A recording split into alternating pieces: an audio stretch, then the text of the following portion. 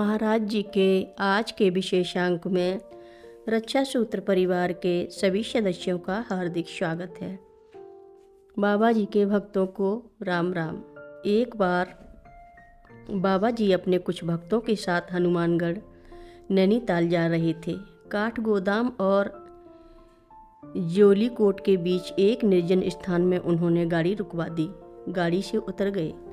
पास के जंगल में एक विधवा अपने बेटे के लिए विलाप कर रही थी जो सर्पदंश से मर गया था।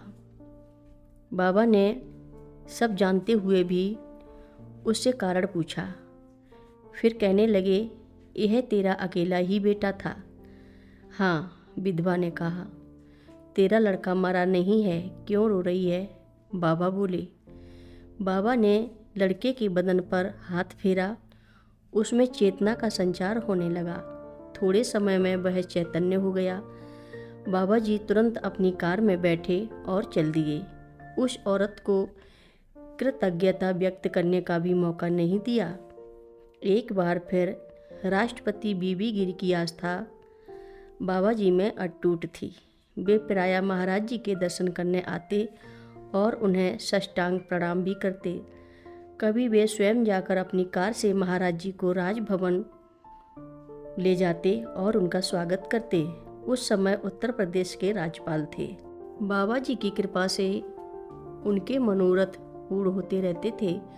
राष्ट्रपति चुनाव के समय वे कैंची आकर महाराज जी के चरणों में गिर पड़े। बाबा जी उनके ऊपर अपना वरद हस्त रखते हुए स्वतः बोले, चुनाव जीतना चाहता है? चिंता मत कर, तू राष्ट्रपति बनेगा। इस प्रकार गिरी जी राष्ट्रपति हो गए।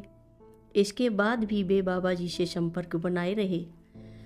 नवंबर 1984 के कादम्बिनी में डॉक्टर R.K. करौली ने अपना एक अनुभव लिखा है। उनके अनुसार राष्ट्रपति बीबी गिरी की पत्नी का जिगर निष्क्रिय हो गया। उन्हें मूर्छित दशा में लिविंगटन नर्सिंग होम में भर्ती किया गया। उनका इलाज चल रहा था, लेकिन दशा सुधरने के बजाय खराब ही होती जा रही थी। सभी उपाय निरर्थक होते जा रहे थे। एक रात उनकी नाड़ी बंद हो गई, रक्तचाप शून्य हो गया और सांस रुकने लगी। डॉक्टर करौली ने गिरी जी को स्थिति से अवगत कराते हुए बताया कि वे अब नहीं हैं दुनिया में। गिरी जी ने डॉक्टर से अनुरोध किया कि किसी तरह रात 2 बजे तक इन्हें जीवित रखने का प्रयास किया जाए। सभी प्रकार की उत्तेजक दवाएं ग्लूकोज में मिलाकर उनके शरीर में पहुंचाई गईं। ऑक्सीजन दिया जाने लगा। पेसमेकर द्वारा हृदय गति देने का प्रयास भी किया गया। रात के 1:45 बजे सभी प्रयास विफल हो गए। गिरी जी पत्नी के पास बैठे बराबर घड़ी पर निगाहें गड़ाए रहे। 2 बजे श्रीमती गिरी ने एक सांस ली। फिर उनकी सांस उत्तरोत्तर सामान्य होती गई। सुबह तक वह होश में आ गईं और फिर स्वस्थ हो गईं।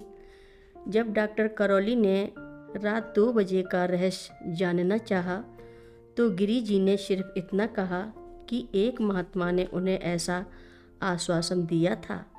निश्चित रूप से यह महात्मा उनके आराध्य बाबा नीब करोरी ही थे, जो मृत व्यक्ति में प्राणों का संचार रखने की क्षमता रखते हैं। हर रोज महाराज जी की कथाएं सुनने के लिए सभी भक्तों का धन्यवाद।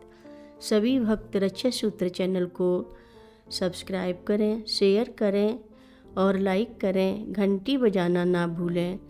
कमेंट बॉक्स में लिख भेजें, जय नीब करोरी बाबा जी महाराज। सभी भक्त मिलकर बोलो, नीब करोरी बाबा जी महाराज की जय जय बोलो। सिद्धि माता की जय जय बोलो। जय श्री राम बोलो।